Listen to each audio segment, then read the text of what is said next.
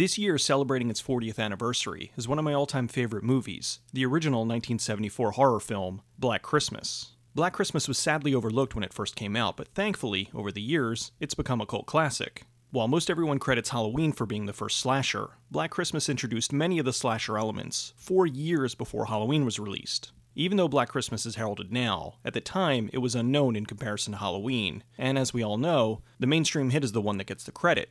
Not the fault of Halloween, it's a brilliant movie, just pointing out some history. Some people will bring up the 1960 film Peeping Tom as the first slasher, but the original Black Christmas is the one that laid out the groundwork of the many elements that have become tropes commonly used in slashers today. The movie was directed by Bob Clark, who made two of the greatest Christmas movies of all time, this and A Christmas Story. Both classics, but for completely different reasons. Because of the success of The Ring in 2002, everything and anything was being remade, from classic cinema, to foreign movies, to films that were only a couple of years old. The frustrating thing about most of these was that they were only slightly updated by placing them in modern times, or they were the exact same movie, only in English. In 2005, when it was announced Black Christmas was being remade, fans of the original were none too happy about it. The studio set the film to release on Christmas Day, as a way to hopefully recreate the success of Scream, which was released 5 days before Christmas in 1996. Black Christmas, or Black Xmas as it was sometimes seen, was written and directed by Glenn Morgan.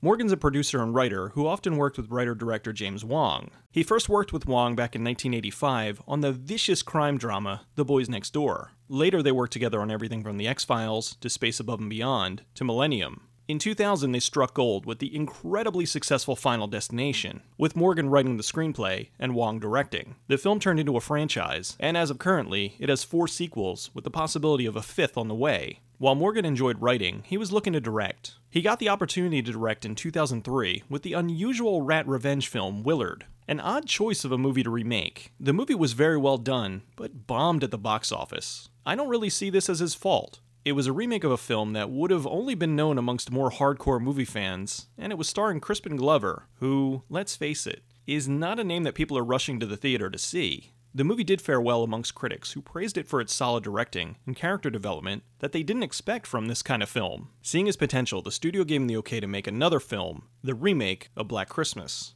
While the original Black Christmas didn't fare well in the US, it was very popular in Canada. Morgan grew up watching the original on cable when he was younger, and so he loved the idea of being able to put his own spin on the subject. He set out to write a version of Black Christmas that paid homage to the original, but told a different story. The original movie was about a killer they came to call Billy, hiding in a sorority house that was killing the girls over Christmas break. Bob Clark, the director of the original, joined the group as an executive producer. He was very happy with the direction the film was going in, and gave Morgan and company his blessing. Morgan was in contact with Clark, who he consulted with about the script. Clark told him about how when he was making the original, he wanted to give Billy a backstory. However, because of various factors, he never did. He used the phone calls to give some insight into Billy's history, but it's never really fleshed out. Morgan decided to take what Clark had started and fill in the blanks. Clark loved this idea. Morgan based the history of Billy loosely on the serial killer Edmund Kemper. Kemper was a disturbed child that had a dysfunctional relationship with his mother. He had severe mental issues, and his mother kept him locked in their basement for fear that he would rape his sister.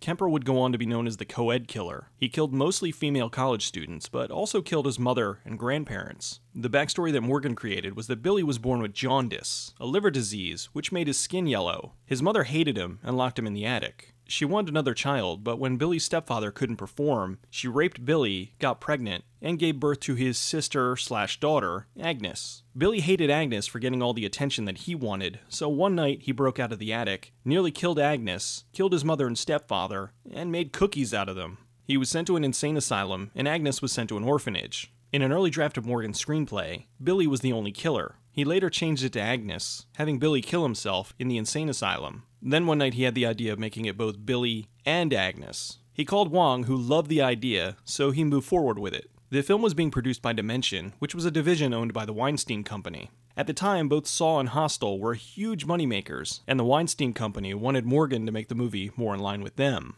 Unfortunately, they didn't see the reason why these two movies were so popular. They weren't popular for their gore, they were popular because they had great stories, and they were both something that hadn't really been seen before. Honestly, if you go back and watch the original Saw, it isn't even very gory. It's much more of a psychological film. Hostel was a good story that was punctuated by very deliberately placed scenes of gore. Morgan made some revisions as the studio fought with him to make the movie more of what they considered mainstream. They came to a compromise and he added more jack-in-the-box scares, or boo scares as I call them, into the film.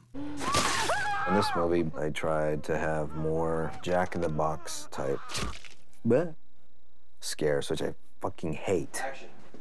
He hired actress Andrea Martin to play Miss Mack, the sorority house mother. Martin was one of the sorority girls in the original. Morgan grew up watching SCTV, of which Martin was a cast member, and he was starstruck when she arrived on set. Because of his overwhelming knowledge of Black Christmas, they brought in Dan Duffin, the webmaster of the long-running Black Christmas website, itsmebilly.com, to see the set of the remake. He had his Sony PSP with him, and on the device was a copy of the original film. He was talking to Andrea Martin, and she told him that she hadn't seen the film since it first came out. So they escaped to a quiet section of the set and watched the movie together. For Duffin, it was surreal being able to sit down and watch the film with one of the original cast members. They hired 5 up-and-coming young actresses to play the sorority girls: Katie Cassidy, Michelle Trachtenberg, Mary Elizabeth Winstead, Lacey Chabert, and Crystal Lowe. The sorority girls in the movie are all named after famous singers that made famous Christmas songs: Kelly Presley, Elvis Presley; Melissa Kitt, Eartha Kitt; Dana Mathis, Johnny Mathis; Claire Crosby, Bing Crosby; Megan Helms,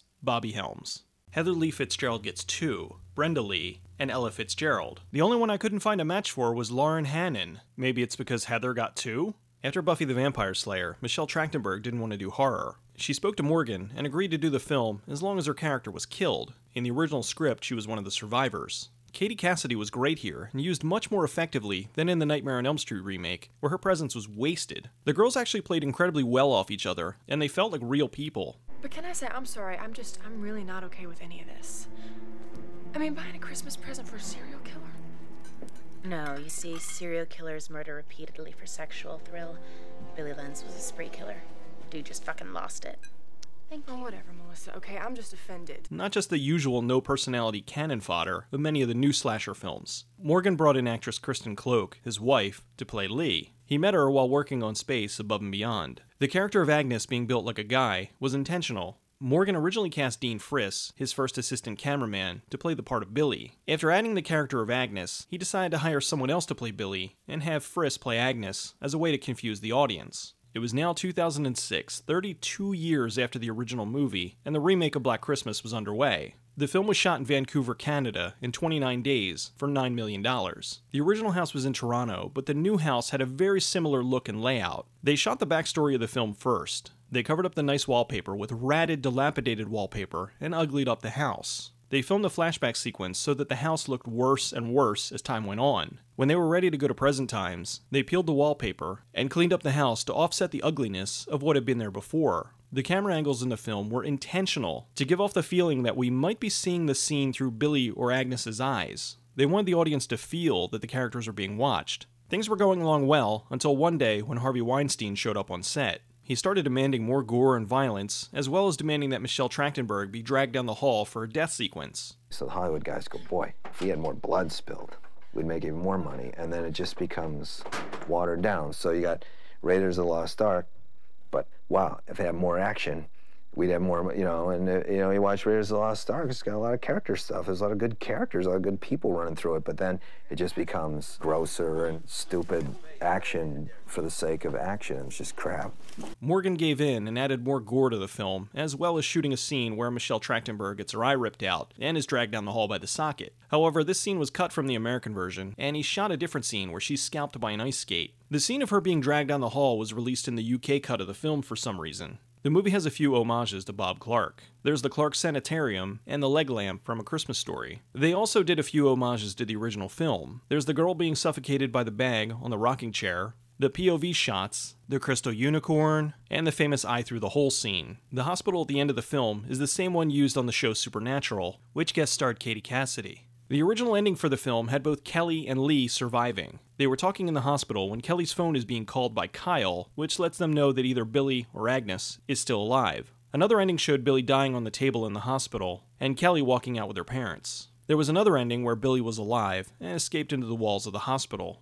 Aside from the basics, sorority house, Christmas, the phone calls, and the killer, this plays out like an entirely different movie. The first Black Christmas took place over the course of a few days, while this was just in one evening. In the original, there was never any explanation or revelation as to who the killer was. We don't even know his motives. The film was released on December 25th, Christmas Day, 2006. The movie came and went and did poorly at the box office, which is odd because horror movies usually do well in December. It cost $9 million to make and pulled in a little over $21 million in its theatrical run. Not exactly the major hit they had hoped for. Considering Scream pulled in over $500 million between the three films, Scream 4 wouldn't come along until 2011, they were expecting this to be their big end-of-the-year moneymaker. Message boards at the time were lambasting the film, talking about how much it sucked, and watching it was like watching Krampus molest your childhood. Although seriously, what child was watching the original Black Christmas? It was from a time when slashers were much slower, and most likely the ones complaining never even heard of the original until the remake was announced.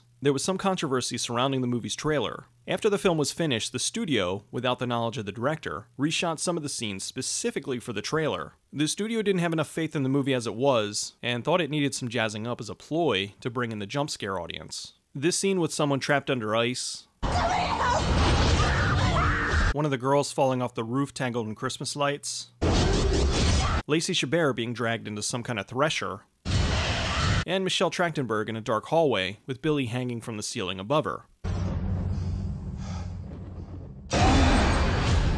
There was another scene with Michelle Trachtenberg pointing a shotgun and saying Merry fucking Christmas, but I couldn't find that one anywhere. When Glenn Morgan found out, he was furious. It's one thing if you film something with the intention of putting it in the movie, but it doesn't make the final cut. This was just making the film seem like something it wasn't, for the sake of tricking people into the theater. It was flat out lying to the audience. For all the extra work they put into just the trailer, it was awful and betrayed the film. Black Christmas was a slower horror film, a bit more in line with the original, but the trailer made it look like it was a non-stop roller coaster. With the constant flashes, screams, and quick-cut transitions, it doesn't resemble the film that was released. While the movie does pick up significantly in the final act, this makes it look like it's this way the entire movie. Perhaps that's what caused the movie to do so poorly, since a bad trailer can almost certainly do damage to the film's opening weekend. Word of mouth probably killed it after that, since the people who did see it were telling everyone that the scenes in the trailer weren't in the movie. How did they not expect this to backfire? After the remake flopped, Bob Clark announced he wanted to start working on a sequel to the original Black Christmas. Unfortunately, in 2007, he and his son were both killed in a head-on collision with a drunk driver. One of the things that really stands out with this movie is the striking use of color. While we're getting so many films today that either go gray or color correct teal and orange, this runs the spectrum of holiday colors. The Christmas lighting in the halls and on the outside of the house, the soft light blue of the cell phones against the black background, and the deep reds on the whites. The colors are lush and vibrant, something we sadly don't see as much of these days. It has more in common with giallo films of the past than horror films of the present. Even the movie posters for the film were more creative and colorful than the usual floating heads we've been getting. The movie had a very small Blu-ray print run, so getting a copy is hard. Which is a shame because it's one of the prettiest horror films I've seen, and it looks outstanding on Blu-ray and HD DVD, if you still have one of those. The other thing is this movie has a feel that can only be described as cozy. When the girls are in the living room talking to Miss Mac about Billy, the scene has this overwhelming warmness to it. The colors complement the scene, and you feel like you're right there with them in front of the roaring fireplace, away from the cold outside. Before the movie was released, Morgan said if the movie bombs, it could be the end of his career. Unfortunately, he was kinda right. While he's still writing and producing, he hasn't directed anything since, which is what he really wanted to do. It's sad because both Morgan and the film deserve to be looked at better. While there was some studio interference in making the production, it wasn't enough to ruin the movie. Honestly, I think the blatant false advertising hurt the movie more than anything. The major thing the remake does right is it respected the original and didn't repeat the original. They took the basic ideas and told a completely different story. You could watch the two films back to back and not feel like you watched the same movie twice, unlike a lot of remakes. The new backstory set itself apart as well, with a very smartly placed red herring that fooled even me the first time. For a $9 million budget, the film looks far more expensive. Compare this with something like Boogeyman, which came out the year before. It was flat, gray, and had CGI in place of real scares. It's bland and has nothing in it that comes close to making it look like something unique. It cost $20 million. Morgan dislikes the film because for him, he made changes the studio forced upon him, and the movie still flopped, which stopped his directing career for the time being. I can understand that making it a sore spot. He would have rather had the film succeed or fail as the film he wanted to make. I think he's too hard on himself. The movie, even with the changes that were incorporated, is still a very solid and entertaining horror film. He may have had to change bits of the story, but they were never able to take away the soul of the production. Hopefully he'll come around on the film now that it's getting some recognition. The movie's a beautifully shot, well-paced horror film from a director that completely understands the genre. Over the years, the film's found its audience, and every Christmas I see more and more sites telling people to give the movie another chance. I'm glad that much like the original, years after its release, it's become a cult classic and a new yearly tradition.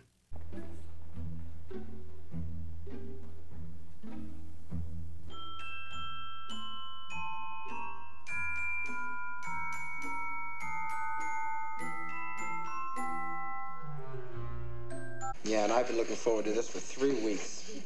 Bitch. Isn't Santa naughty? Oh, ho, ho, fuck. What are you doing? What is that thing? Are you kidding? Hey everyone, I just want to remind you, I have a Patreon set up. If you like the show and would like to help keep me going, even $1 a month would make a difference. I would really appreciate it. I've got some cool rewards set up, so check it out. Thanks a lot.